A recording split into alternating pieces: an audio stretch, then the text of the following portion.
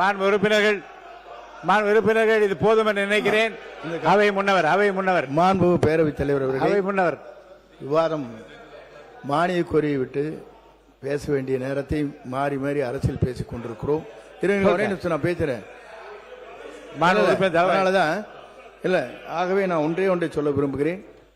97 பேர் வச்சுட்டு ஒரு ஆட்சி அவங்களுடைய சப்போர்ட் நீங்க பண்ணிட்டு அவங்களுக்கு ஏதாவது ஹெல்ப் பண்ணீங்களா? 2006 அந்த கட்சியை உங்களோட இருந்து இணைந்து அவர் சப்போர்ட் செய்தார்களே, அவர்களுக்காக அமைச்சரவை இடம் பெற்றிருக்கிறது இன்றைக்கு கொடுக்கப்பட்டிருக்கிறது. அதை நீங்க கொடுத்தீங்களா? முதல்ல திமுக தனியா நின்று ஜெயிச்சிருக்கா? இல்ல, திமுக தனியா நின்று ஜெயிச்சிருக்கா?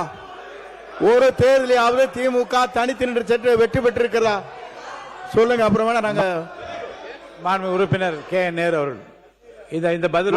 மாண்பு பேரவைத் தலைவர் அவர்களே, என்ன சப்போர்ட் பண்ணலான்னு, என்ன ஹெல்ப் பண்ணலான்னு மத்தியில முதல் பிரதமர்னு சொன்னது திமுக சொன்னார்.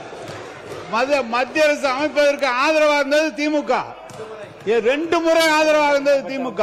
என்ன சப்போர்ட் பண்ண? நாங்க சப்போர்ட் பண்ண.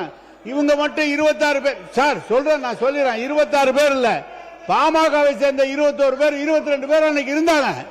பாமகவை சேர்ந்த 22 பேர் இருந்தாங்க. எனவே இவங்க ஆதரவு மட்டுமல்ல, பாமக ஆதரவு எங்களுக்கு இருந்தது. எங்களுடைய ஆதரவுல மத்திய அரசு அமைச்சிட்டு இவங்க எங்களுக்கு ஹெல்ப் பண்ணாங்களான்னு கேட்கிறார். ரொம்ப நீங்க மாண்பு உறுப்பினர் கே பி அன்பழகன் விவாதத்தை தொடங்கலாம். மாண்பு உறுப்பினர் கே பி அன்பழகன் விவாதத்தை தொடங்கலாம்.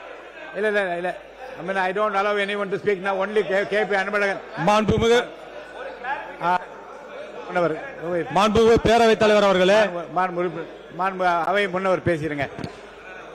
போதும், இதோட கடைசியை இறுதியா முடிச்சுக்கலாம். பேசுங்க.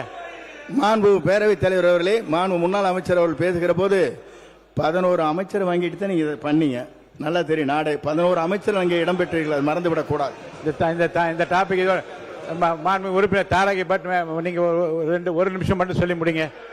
வாங்க பேசுங்க. என்ன சொல்ல வரீங்க சொல்லுங்க. மாண்புமிகு பேரவைத் தலைவர் அவர்களே, அவங்க இன்னைக்கு ஆட்சியை பற்றி எல்லாம் பேசிட்டு இருக்காங்க. இன்னைக்கு அவங்க சொல்லாங்க தனியா நிக்க முடியுமான்னு. எங்களுடைய பாரத் ஜோடா யாத்திரை நடந்தனால தான் உங்களுக்கு இவ்வளவு எம்பிஸ் மேல கிடைச்சதுங்கிறத மறந்து விடக் கூடாது. அன்றைக்கு உண்மைதான்.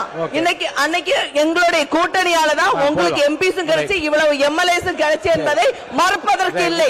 அதே போல நாங்கள் உங்களுக்கு மத்தியில் ஆளுகின்ற பொழுது எங்களுடைய ஆட்சி காங்கிரஸ் ஆட்சி உங்களுக்கான பிரதித்துவத்தை தந்து உங்களுக்கான அமைச்சர்களை தந்தது எங்களுடைய ஆட்சி.